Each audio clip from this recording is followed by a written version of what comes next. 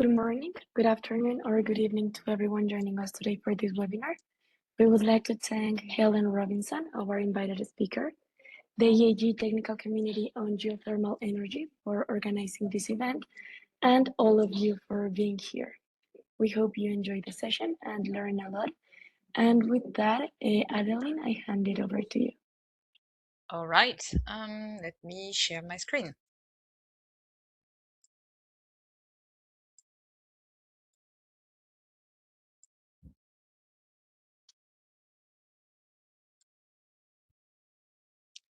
Please let me know when it's sharing and if it's sharing the right screen. We can see it now. Yes. All right. Thanks. So, as Isabella was saying, thank you for coming. Thank you for listening to Helen. So I am Adeline Parent. I'm from Geothermex SLB, and I'm also the chair of the geothermal energy community in EAGE. So what is our EAGE technical community, the geothermal energy? So this is everyone that are interested in geothermal energy. You don't need to work specifically in geothermal energy, even though it is indeed better. But if you have any interest in the geothermal energy, you can actually join the team, either the community itself or even the committee. So here you have the technical committee. So you have me on the upper left, but you have also other members throughout the entire Europe. So if you are interested to join, feel free to send us any resume you may have and claim your interest to the geothermal energy community. So what do we do? Actually, it's a great question. So we do this webinar, for example. So we have a webinar series where we invite people. So again, same thing here. If you're interested to participate to a webinar series with us, feel free to actually send us the idea of your webinars. And then we will be happy to actually review and propose a webinar in the near future. We have a webinar approximately once a month, but it could be even greater, if we find the subject very interesting. We do participate to EAGE event like the annual, which is coming soon, the EAGE Get, which is our main congress or conference. And then we have also workshop, the APG EAGE workshop. And so we participate to the technical community. So when there is a technical committee where they decide for the subject, we participate to this committee to select some subjects, which normally reflect the interest of our community. We do also educational and networking event and collaboration. So for example, collaboration wise, we were EAGE at the Geotherm 2 weeks ago, and we sponsored Geotherm to actually show that we are really interested in the geothermal event. We do also educational. So we had, not so long time ago, I think it was end of last year, we had this masterclass, geothermal masterclass, with three subjects that were done in Paris. And to my knowledge, it was quite successful. And finally, through the LinkedIn, we do propose some news, career advice, and the one that people like the most, actually, vacancies. So here I was talking about the annual. So if you are not aware, we have the EAGE annual 2026, which will be in Aberdeen soon. Of course, you are going to say, yeah, there is the word of geothermal at the same time. That's true. But if it's too far from you to go to Calgary, you can go to Aberdeen. There is actually geothermal subject in Aberdeen as well. So feel free to actually go there, and we'll be happy to welcome you. Another one, which is my favorite, sorry for the annual, but this is the EAGE Get. And so in 2026, it will be between the 2nd to the 6th of November. And this year, it would be in Hanover, Germany. So again, here, I hope to see you. I'm part of the technical committee, and we have great subjects in our, ideas in the conference. So here is actually our like cards or flyers. So this is the geothermal energy. If you have your phone, and actually you should have your phone with you because there will be some questions soon. And so you can actually take your phone and then take the pictures of your QR code, and it will link with the LinkedIn account. And then you can actually register and be part of our LinkedIn group. Okay, so now I go back to Isabella for the question that I have for you.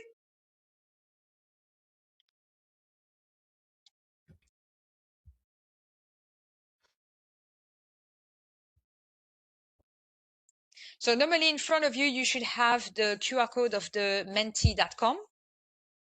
So either you go directly to the menti.com and you enter the code, or you use the QR code. I prefer the QR code personally.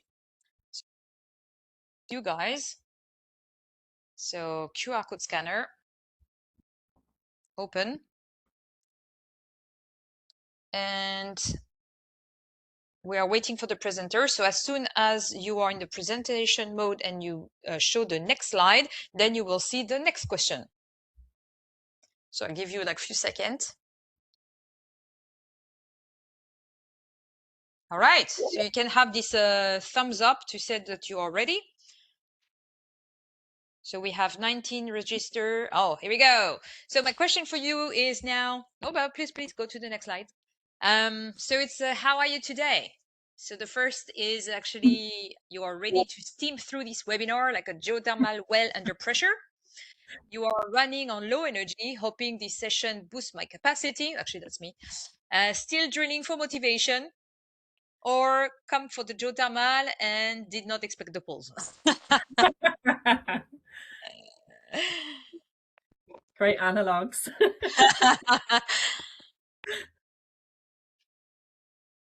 All right, so this slide is just for you to actually test Mentimeters and to see if everything is working fine.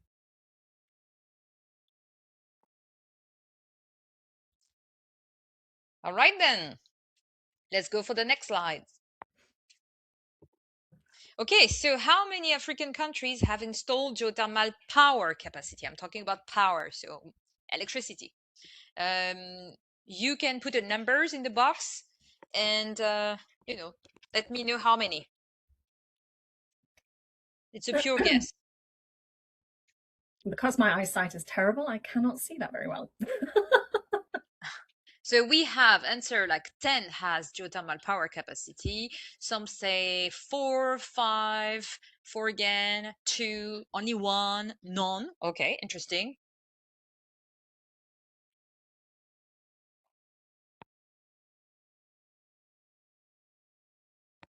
I think it's reset, but it's okay. So, all right. Okay, so now the answer is 10 country. This is 5 response. 4 country, we have 4 response. 2 country, 3 responses. 5 country, 3 responses, and then it's still ongoing. So now we can go to the next slides. And so now we talked about power capacity. Let's actually go for the heating and cooling. So how many African countries have installed a heating and cooling capacity? So actually, that's a good question.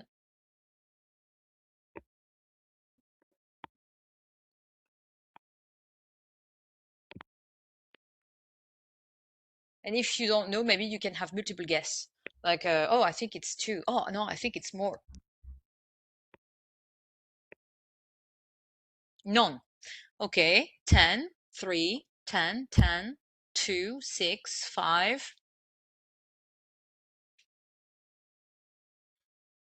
Okay, now we are grouping the answers.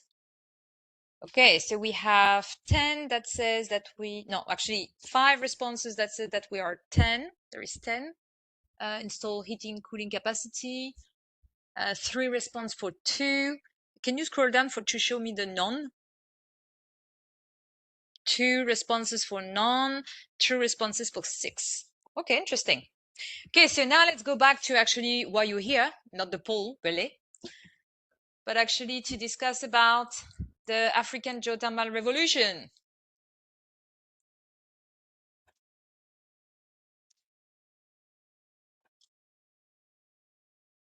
All right, so then you can show the slide 11 directly.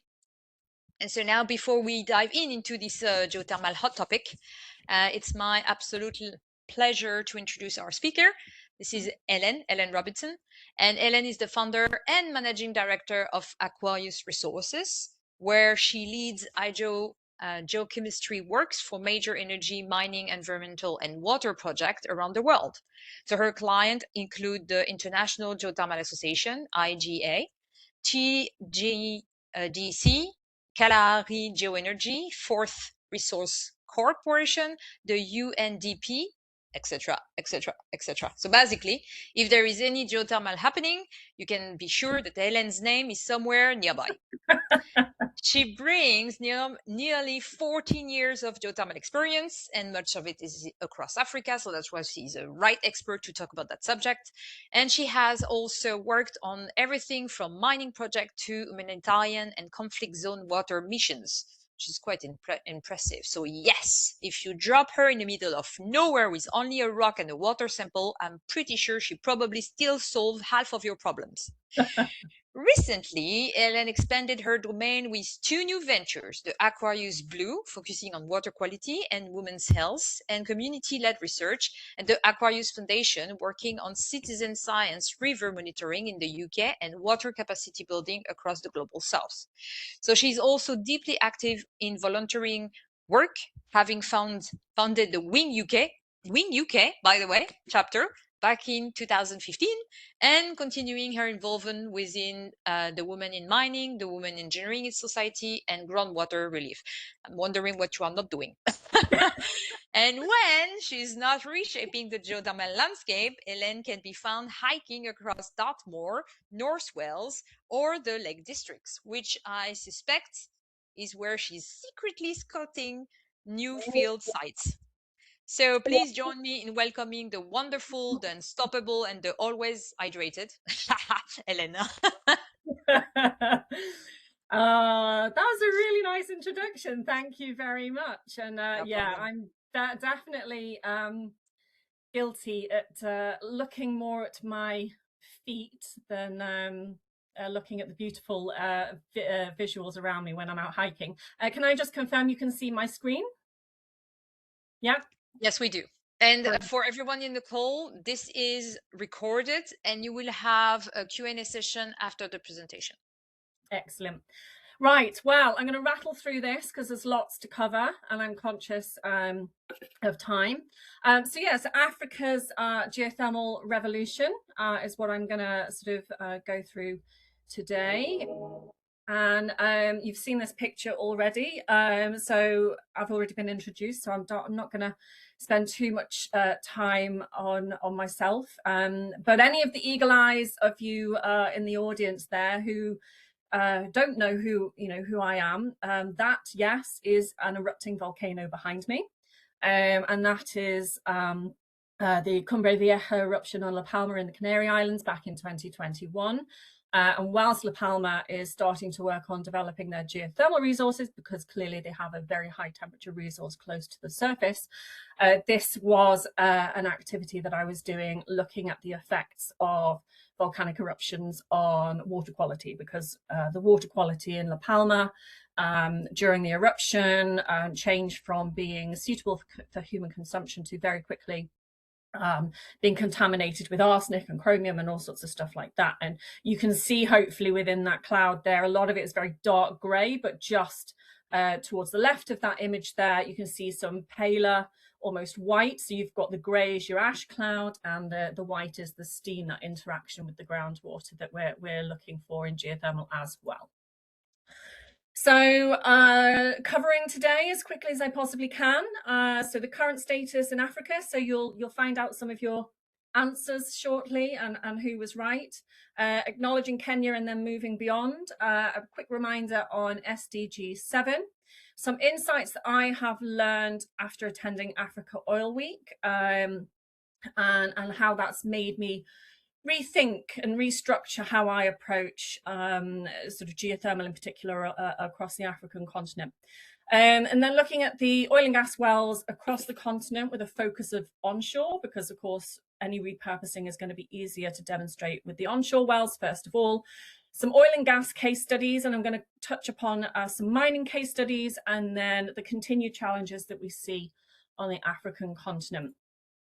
So you were asked how many African countries have installed power capacity, so that is what's operational, and again for heating and cooling, and that is what is operational, so installed and operating. And here we have what is currently going on. So of course, I'm sure most people, if not everybody on the call, is familiar with the installed capacity in Kenya. So one country currently has installed capacity for power. So that is delivering to the grid.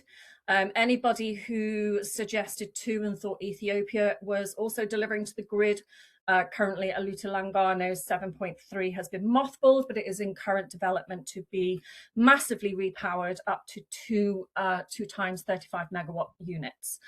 So currently it's just Kenya at 985 megawatts, and they've just finished the final testing at Menengai 1, which is going to put a further 35 onto the grid in hopefully the next month or so, which is going to tip Kenya into the 1 gigawatt club. And then heating and cooling installed and operational. There are 12 countries across the continent that are utilizing geothermal for heating and cooling. So I think some of you got quite close answering 10, so well done there. And then we have a further 15. So all of the countries that already have power and or heating and cooling as installed are also continuing to develop. But on top of that, we have a further 15 countries across the African continent. So you'll be able to see 13 there. And then it also includes Sao Tome and Principe and the Comoros archipelago just there. And they are all doing various stages of developments. That's exploration, feasibility, drilling, R&D, and it involves a broad spectrum of private and public engagement, so from industry and academia, surveys, government, so on and so forth. So altogether, 27 countries, that is 50% of the African continent with respect to the number of independent states and countries, including 2 of their small island developing states, are doing something with respect to geothermal. So we do, of course, as we've touched upon, have to acknowledge the remarkable success that Kenya has. They are 6th in the world for installed capacity at the moment, behind some of the biggest players in the world, the USA, Philippines, Indonesia, Turkey, and I feel I'm missing one, but nevertheless. But we do need to be looking now beyond Kenya, across East Africa and the Rift Valley nations, from Eritrea to in the north to Mozambique in the south, and then extending west through Zambia, Rwanda, and Burundi. The estimated installed capacity is projected to double from 1 to 2 gigawatts within the next 4 years, so by 2030. And it's anticipated that the installed capacity just from the Rift nations is likely to increase to somewhere in the region of 13 to 17 gigawatts by 2050. So the Rift Valley has an approximate 20 gigawatt capacity is what's been modeled for the region. But as we can see from those maps, it's not just about volcanoes and electricity generation. EGS technologies, or enhanced geothermal systems technologies of all kinds, are increasing the power opportunities in deep sedimentary basins and granitic settings right across the continent. But they are yet to really go into detail and explore what the opportunities are. And while almost 40% of the continent's population still does not have access to electricity, the utilization for geothermal for industrial heating and cooling could considerably reduce the grid stress by utilizing the heat that is already available for a range of processes and applications. However, growing interest from the oil and gas upstream majors and the mining industry, who are looking for solutions to decarbonize, repurpose, and improve sustainability, will likely see an incredibly fast growth within the heating and cooling space over the coming years. So revisiting very quickly, specifically SDG 7, so affordable and clean energy for all. So we do really need to reframe our thinking for the African continent when we're talking about energy access and availability. Now, a reminder, the Paris Agreement and the SDGs set an incredibly ambitious target of affordable and clean energy for all by 2030. So 4 years away. But back in 2015, that clearly seemed quite achievable.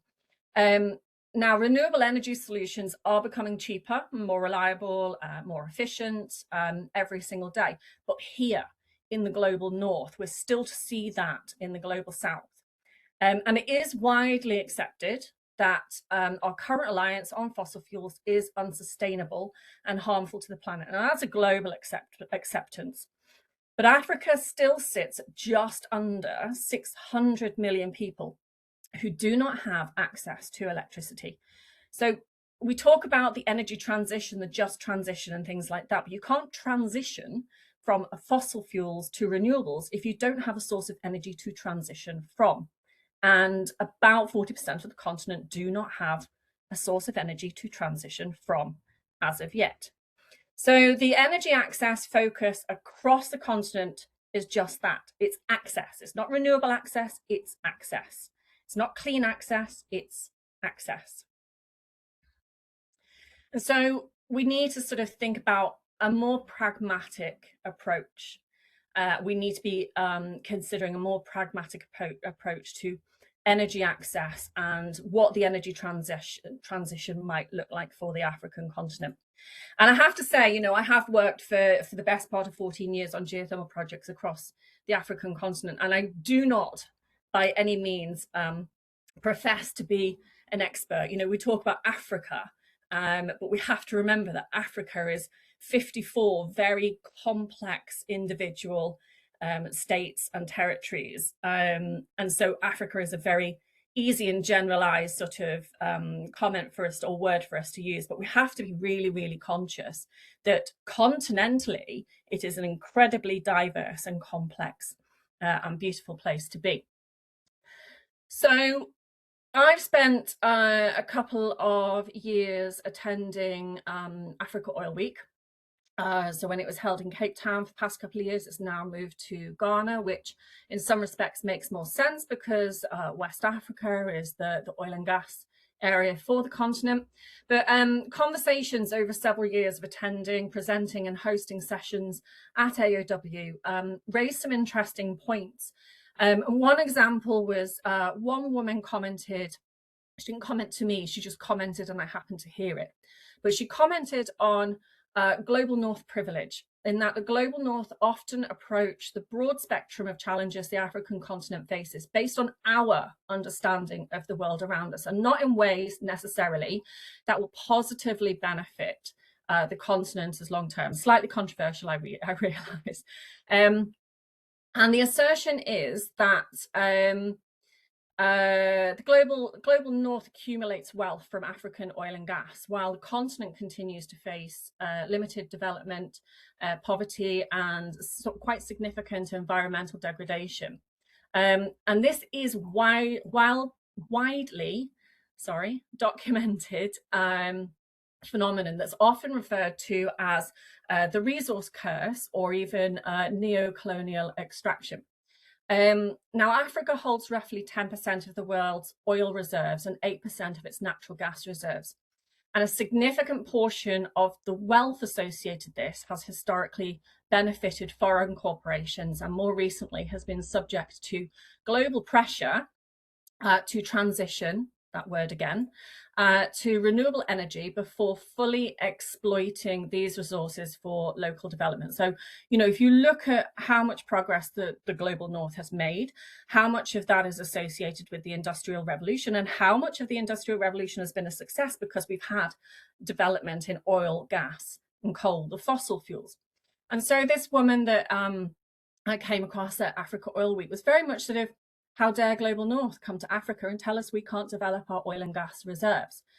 But the industry is becoming increasingly conscious that they also need to find solutions for decarbonisation.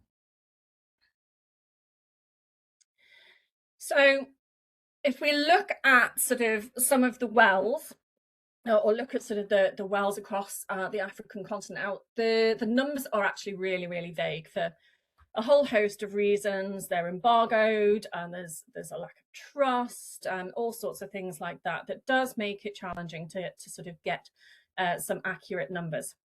But it is estimated that onshore Africa has roughly 8 to 20,000, very broad number, I know, inactive or abandoned hydrocarbon wells. And estimates suggest that up to 5,000 of them have not been correctly abandoned, orphaned, or plugged, which makes them very prone to methane leaks. And for note, with respect to methane is about 84 times more warming than CO2. It also exposes the groundwater to hydrocarbon contamination. And we also see long-term environmental liabilities. And I've sort of put up there, you know, orphan wells, legacy wells, and suspended wells. Now, your orphan wells, you've got sort of a very brief definition of what that might mean. And current operators will not take responsibility of orphan wells because there is no there's nothing in place that would protect them against the liability of something to do with that well contamination, for example, that might not be a result of what they did, but it might be a result of what the previous operator may have done. So we have lots of orphan wells that nobody is prepared to take responsibility for at the moment. And then the legacy wells, you know, were drilled years and years ago when regulations, not just in Africa, but globally, were quite relaxed. And there's actually quite a lot of oil and gas wells across the African continent that haven't actually been officially registered in any kind of database. So, you know, we have numbers of how many hydrocarbon wells there are and how many have been abandoned, but it could be significantly more. And we also have to remember that as a lot of these older wells come to the end of their life, whether it's a case of the infrastructure is no longer integral enough, or the water cut changes and it's no longer economically viable, the pipeline of abandoned infrastructure is just going to increase. It's estimated as well that about 5 to 15% of these wells have could be candidates for the repurposing for something like geothermal. So that brings us to somewhere in the region of 3,000, between 1 and 4,000 is the estimate as to how many wells might be suitable on the African continent for repurposing.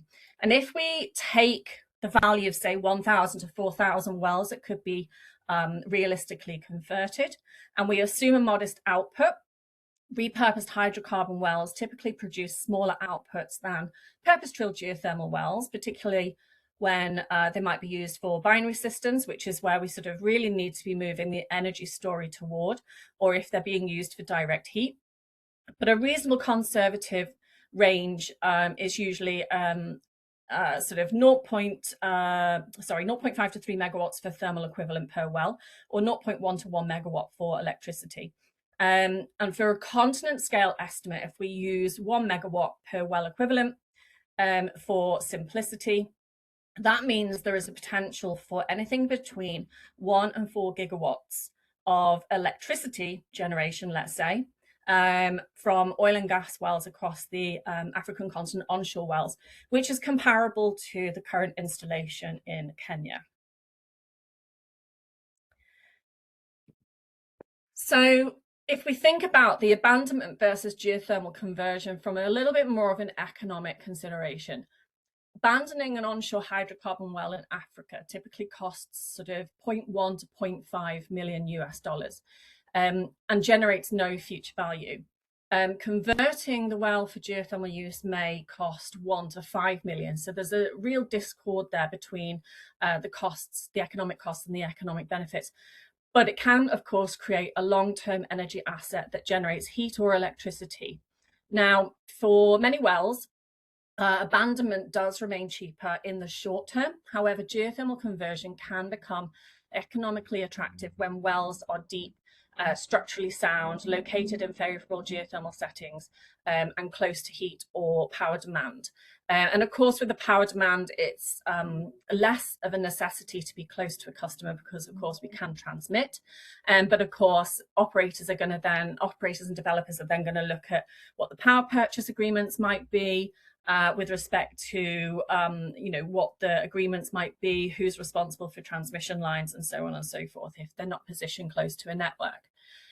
In these cases, repurposing a well can avoid the abandonment costs while creating a productive energy asset and reducing the risk of long-term methane leakage, which is a big issue, not just again in Africa, but globally.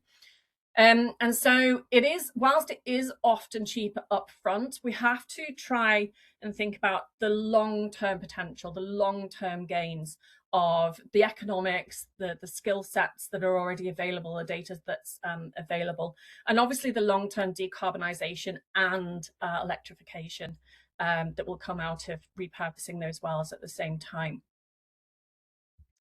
So a couple of different case studies. Now, the numbers in these are, this case study is approximate, and it isn't for Africa because Africa hasn't actually done this yet. They're still sort of looking into what the possibilities might look like. So this is a case study from the Middle East that I admittedly have borrowed from Primeval Energy. So it is not my case study. But the project overview there is Middle East, number of wells that were converted. So this has been done. It was for the resource temperature, 120 degrees C. They utilized ORC technology. And you can see all the information there. You can also see the investment cost profile for well workover, for different feasibility studies, for civil works and things like that.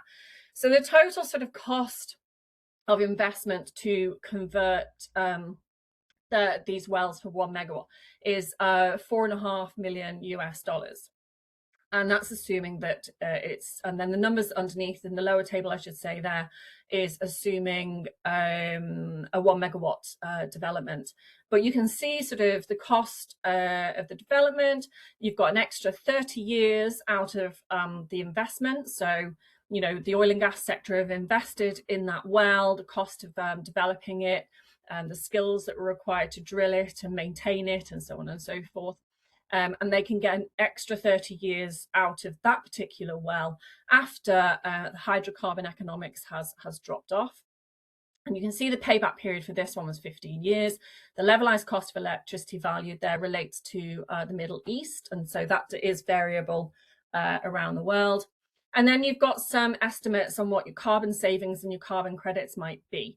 And you have a 15.9% IRR, so that's internal rate of return. So that's your 15.9%. You've invested 4.5 million, and you're going to get 1.5 million back in your carbon credits alone. So if we combine the cost benefits of well conversions in suitable settings with modelled profits, greater returns, and potential carbon credits with the economics of extending the investment that has already been made into a given well, conversion becomes quite an attractive prospect, regardless of where you are in the world. So is this the pragmatic approach we need to start reframing ourselves towards? Continental electrification within a respectable time frame, even if we miss the 2030 target, which we will, can't be done with renewables, but it can be done with hydrocarbons, while well conversion for geothermal and potentially other subsurface applications such as carbon capture could contribute toward the industry's need for decarbonisation and sustainability. And both of those are being recognised by the industry as essential steps forward on the African continent. Even now, there's already a really heightened interest, and the upstreamers are requesting for subsurface renewable energy to be incorporated into the big oil and gas conferences across the African continent. I'm heading to South Africa next week for the Southern African Oil and Gas Conference, and I'm talking oil and gas and geothermal whilst I'm there. So if we think about other sort of things from an oil and gas perspective and how it can be reapplied, the oil and gas sector holds a vast amount of data, and it's the opportunity to repurpose some of that data. So we have a case study here from Unterhaching geothermal project in Germany, which admittedly has been closed down now. But they repurposed 2D seismic lines that were originally shot for oil and gas, and they reprocessed that data to enhance the resolution that helped them identify deep structures that could be targeted. They found normal faults with a 250-meter throw, and they used that data to then accurately target a hydrothermal reservoir that was held within the Upper Jurassic Malm. The data was also used for well siting, and they achieved a high flow rates and used high flow rates and heat, and they utilized it for Kalina cycle power plant. And other examples around Europe, at least, where this similar process has been approached and applied is Eclipins in Switzerland, apologies for my pronunciation, Guardia Lombardi in Italy, and the Lodstrov in Poland. They've all reprocessed oil and gas seismic lines for the development of geothermal. And then another case study here. So this is something that I worked on for a client, and it was utilizing the produced waters database that's in the USA. So this is Texas, for anybody who doesn't recognize the state outline. And the data started out with almost 15,000 data points, which I then filtered for duplications, anomalous values, and suitability, resulting in just over 9,000 usable data sites. So suitability, I looked at things like did it have data for various geothermometry applications? Were the well depths reported? Were the lithologies reported? And what were the bottom hole temperatures that they had reported as well? And then following the usual sort of hydrochemistry process for geothermal chemistry, the values, the data was all processed for things like equilibration and to identify suitable geothermometry. And you have there on the top left, so this is your gradient per kilometer depth, and hopefully that will play, I'm hoping. Yes, it is. You've got the depth there at the bottom left. I'll just leave that playing. Now, I still think that there are a handful of anomalies, so where we see these super hot, bright red values appearing down to 6,500 meters, which is giving us a geothermal gradient of around 60 degrees per kilometer's depth. And I'm still not convinced that is entirely accurate. But nevertheless, most of Texas has values in the range of around 40 degrees Celsius per kilometer depth geothermal gradient that was ascertained by the produced waters database. So that is, again, repurposing oil and gas data for understanding what the geothermal potential might be in a given area. And then very quickly, just a quick case study on mining. So these are images of Deep South Gold Mine in Johannesburg, South Africa. The mining industry, as I'm sure many are aware, has quite a poor legacy, but instead of shying away, is making significant strides to make changes to this. And the gold industry in particular are making great improvements in sustainable mining practices. So Deep South is owned by Gold Fields. It's one of the largest and deepest gold mines in the world at 3.2 kilometers of depth, and produces between 30 and 50% of all the world's gold. Its electricity is generated almost entirely from solar, so they already have switched on to that renewable story within the mine operations. And they are dewatering between 20 and 60 megaliters of water per day for safe operations. That's equivalent to between 8 and 24 Olympic swimming pools. They're currently using a reverse osmosis to make a significant amount of this water potable for industry and human consumption. But what we're trying to do now, what we're starting to do and work with them is how they can take the heat out of it and utilize it, and whether that is utilizing it for Kalina power, whether that is utilizing it for heat extraction from tailings facilities, so getting further commodity out of the waste, or whether that is just using it on site for the domestic heating and cooling. I mean, South Africa doesn't need a huge amount of heating, but it definitely needs cooling. And they do need heating for hot water and for food preparation and things like that. So there's plenty of opportunity there. And then also even here in the UK, South Crofty Tin Mine, they dewater around 600,000 litres a day. They're not operating as of yet, but should be coming online soon. Their water is 25 degrees, just from about 300 to 400 metres depth. And the money that they will make from selling that heat to local district heating network, to superstores and leisure centres, plus heating their own buildings in the winter, will contribute an estimated 5.6 million to mine closure. Assuming they close, they might leave the pumps in permanently, but if they were to close at the end of life cycle, they'll have a significant contribution from the income from using that water for district heating. And I'm conscious of time, so very, very quickly, I'll try and rattle through some of this. So we do see still, excuse me, significant gaps on the African continent with respect to skills. A lot of this is because geothermal is so specialized, and this is where, you know, the oil and gas sector can assist, because we can upskill rather than training from fresh.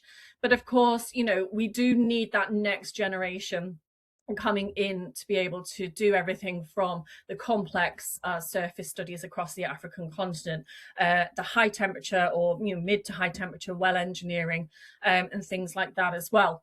And you know, I've had a few incidents or examples quite recently. For example, one university, I'm not going to say which one it was, some of their students finished their geology undergraduate with 2-1s and first class honours, applied to do a master's in a European university, and again, I'm not going to say which one it was. They had funding in place through the Commonwealth and various other things like that, so there was no sort of financial risk to the university. But the university in question said that they couldn't do their master's project or their master's degree at this university because their degree wasn't recognised as a degree, because they didn't have, in the case of geology, they didn't have enough fieldwork experience, and in the case of engineering, they didn't have enough sort of lab experience. And that is not the student's fault. That's not even the university's fault. But how do we address that? And even quite recently, I've been working with somebody, a client, on hydrochemistry, and they wanted some training on how to do hydrochemistry, and it became very apparent quite quickly that a combination of not everybody having access to laptops meant that they were sharing laptops, but also some of the really basic skills like managing data into a usable format just in Excel. The skills were quite lacking, and therefore they're, in some cases, are wanting to run before they can walk. And again, it's how do we tackle that? Carbon markets across Africa are not, they're geared up for the global north, where the carbon credits leave the country and go to wherever the company in question is headquartered. And of course, it's not geared up even for geothermal, because our project financing structures are very different. And of course, we have, you know, significant early overheads that the carbon markets don't really address at the moment. And so that's another challenge that we need to work through for the African continent. Currently, about 5% of global public energy finance reaches the African continent. So all of the public money available around the world for energy projects, only 5% of it makes it to the African continent. And only 1.5% of that is allocated to renewable projects, whatever that renewable source is. And a lot of it is because people are nervous about investing in the African continent because of geopolitical instabilities. The infrastructure isn't suitable, policy and regulation isn't in place. So there's perceived risks, and projects are perceived also to be limited when it comes to bankability. And so again, it's something else we need to work out. Data is a big problem, but we do see this everywhere, in that a lot of it is behind paywalls or held by companies, and data is embargoed. But even when data is made available, it's all logged in using the old methodology, so it's all handwritten. None of it has been digitized. There's no way of knowing what the quality of the data is unless you can do a QA/QC. but a manual input of water chemistry data, for example, from 1,000 well logs is going to be very, very time consuming if you're taking it from a handwritten document. And so again, solutions need to be coming up with that. And maybe that's, you know, something like artificial intelligence, whilst everybody's a little bit nervous about it, maybe that is something that AI is going to have a role in, is extracting all these manual, all this data from these manual documents. And this doesn't just apply to Africa. This is a global challenge for us all as well. And then the policy challenges around the African continent. And again, we see this not just on the African continent, but everywhere. We see that policy and regulatory frameworks that are suitable for geothermal are still lacking. There's a handful of countries around the world that have good quality policy and regulatory framework. But, you know, even if I use sort of the UK as an example, our deep geothermal, we can't even define as an industry what is deep and what is shallow. It varies depending on who you're speaking to and where you are in the world. But here in the UK, and I think it's similar in Europe, deep is deeper than 500 meters and shallow as it is within the top 500 meters. But deep geothermal here within the UK is regulated by the Oil and Gas Authority, and mine water geothermal that the UK is rapidly becoming leaders on is developing an abandoned mine for mine water heating and cooling is classed as reopening a mine. And so the regulatory framework for mine water geothermal comes under the mining regulatory authorities. And a lot of the regulation isn't necessarily applicable to geothermal, but there are things that we should be doing within geothermal that's not necessarily regulated under those policies and frameworks. So again, that is a challenge not just in Africa, it's something we see globally. So conscious of time, that is me, all done. My email address is there, so you can drop me a question if we don't have time now, but I hope you all found that quite interesting. Thank you very much. Thank you so much, Helen. It was quite interesting. I advise people, if they have any question, to start putting it in the chat. The chat is open, or actually unmute and ask the question yourself. So, does anyone has any question?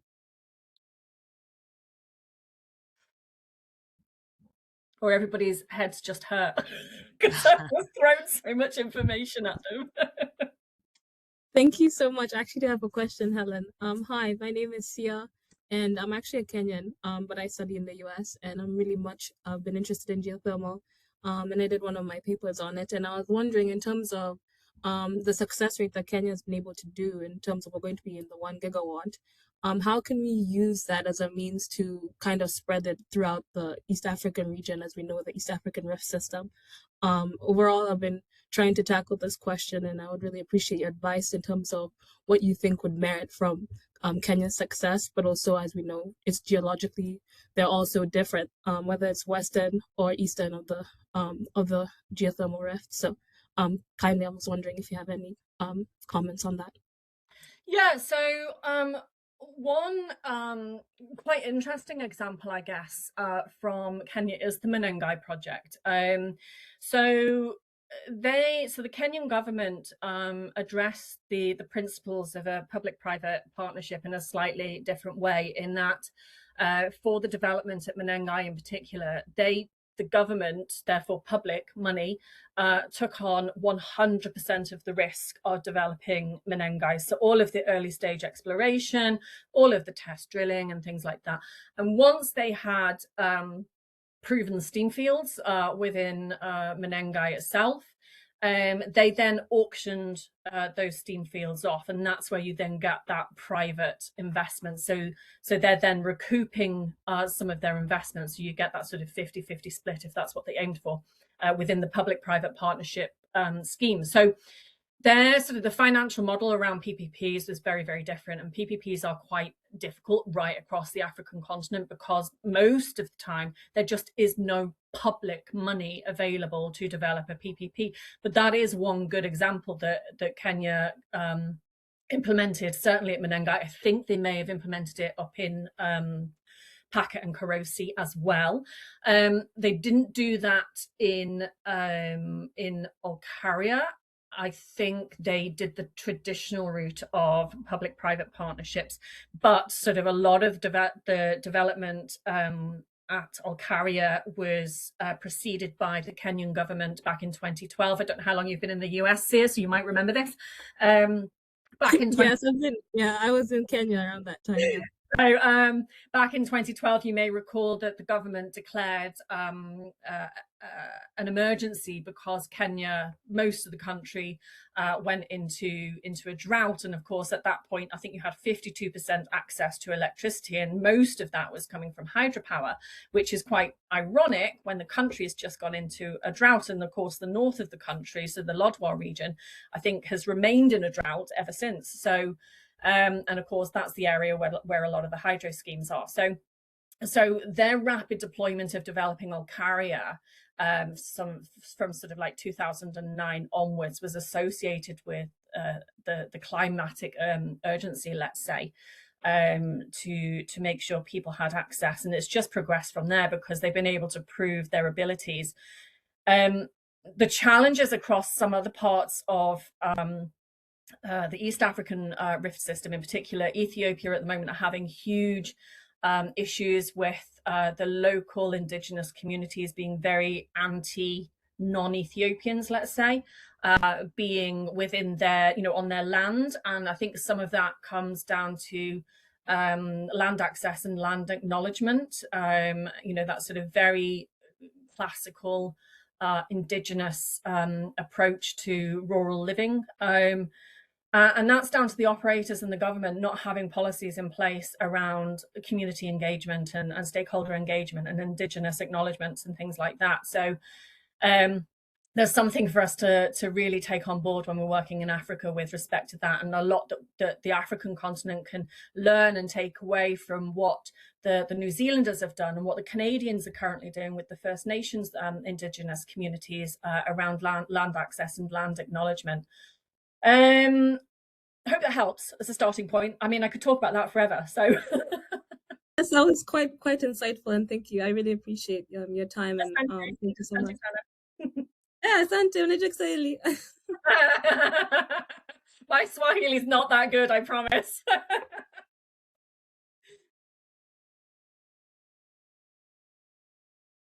All right, that was quite an interesting discussion. Thank you. Anybody else has any question?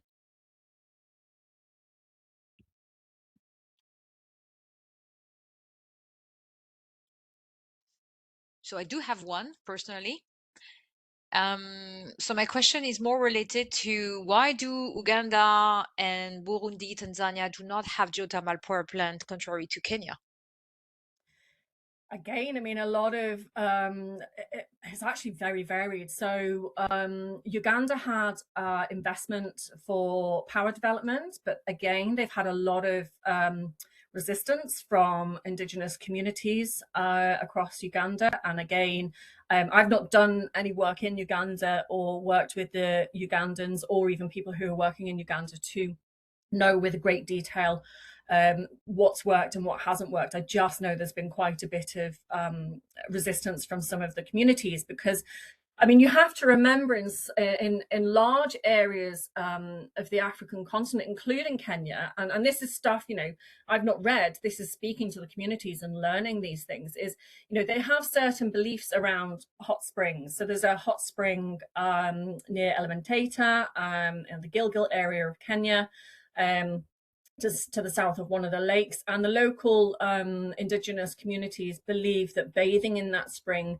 can help cure HIV and AIDS. And of course, modern Western medicine would tell us that that's not the case. However, that's inherently embedded within their culture and their heritage and their beliefs, and they're concerned that they'll lose those springs and therefore their hope is gone. And we see the same in Tanzania, Jetkukumaya spring up on Mount Meru. The women in the area believe if they bathe in that spring, it'll help them with their fertility and things like that. And if developers and operators and explorers don't address community engagement, stakeholder engagement, free, prior and informed consent, FPIC, if they don't do this properly, community resistance, as we see in lots of places around the world, not just Africa, community resistance can be the make or break of a project. And if there is enough resistance, there won't be it won't be that the government will necessarily give up. It will be that they can't get investment, because quite often across the African continent, the risk mitigation facility for Africa, you have to meet really quite stringent sort of levels of research and development before you can even qualify for financing. And environmental and social impact assessments have to meet the IFC, International Financial Commission's performance standards. And if you don't meet the absolute bare minimum that the IFC requires, which is quite comprehensive in itself, you won't get funding. And a lot of their requirements are focusing on stakeholder engagement. And so a lot of the resistance, certainly in Uganda, has been around indigenous community resistance. I don't know why Rwanda's not developed. Burundi has heat. I'm not sure why Rwanda is a little bit behind. And Tanzania are making progress now. They've broken ground and started drilling their first geothermal well at Mbeya in the south. I've just finished doing some surface studies at Mount Meru in the north near Kilimanjaro, and they've got some work going on at Lake Natron and Lake Natron area, but they've got about 9 locations in Tanzania. So Tanzania is starting to progress very, very slowly, and even Ethiopia, they have lots of sites, but they have a lot of challenges in Ethiopia that they need to navigate around as well. Excuse me. Thank you. Anybody else? I have a question. I have a few comments from Jim on the chat. I have to actually, ask him if he can unmute, or I'm reading it. So the first comment from Jim was, for your information, the oil and gas driller in the US has now drilled 3.5 kilometers in one day. I will say personally, I'm not aware of it. I think it's most likely 1 point something kilometer a day in one day. That seems quite high. 3.5 in a day. Yeah. I mean, even with the particle impact drilling technology that they tested at Utah Forge that NOV developed, doesn't drill that quickly, and that's supposedly the quickest drilling technologies. But maybe something else has come out that we don't know about. Exactly. Another comment from Jim was the nuclear fuel can be added to a closed loop geothermal well to ensure a 800 degrees temperature even at 1 kilometer. Again, another comment that I cannot fact check, because to my knowledge, nuclear fuel is not allowed actually to be used for security reasons, but I can, be missing something. So that could be, there's these ideas on SNRs. So I'm not entirely sure I'm comfortable with this idea, but there has been some really unusual, innovative conversations about putting SNRs, the small nuclear reactors, down geothermal wells to somehow harness that heat for geothermal development. It's very out there. There was a submission to WGC. I don't know if they followed up on that or not, and I can't remember who the author was. But I don't think it's been formally tested, or if it has, again, it's something that they're not making very public.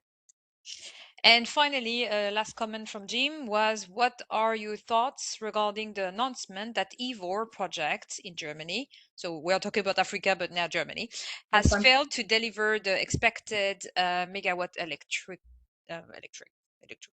or power? So again, I will reply first by saying that EVOR is still optimizing the loop performance, and generally the project is commissioned, by phases. So it could be the reason, but that's true that for now it's not producing the full 8.2 megawatt electrical. So, what do you think about that? I think they're still in quite early commissioning and testing. I think there's so much excitement around EVER and Gerrit's Reed in particular at the moment that people are sort of Chinese whispers, let's say, and stuff's coming out, and then Chinese whispers kicks in, and it's like, well, this should have happened, and this hasn't happened, and things like that. So, I mean, they are making progress. They're just maybe not making progress at the rate that they'd hoped they would. But that's not uncommon in the geothermal space either. So we just need to, fingers crossed. I know everybody's very excited and anticipating the outputs from EVA and Get It 3. And anyone who is coming to WGC, I will tell you that they have got a Get It 3 panel, and hopefully they are promising that they will be really transparent and forthcoming with what's been going on. So come to Canada in a few months. Indeed. So I think everyone from the call, this beautiful webinars where I actually learned personally a lot. So thank you so much, Helen, for providing all this information to us. Remember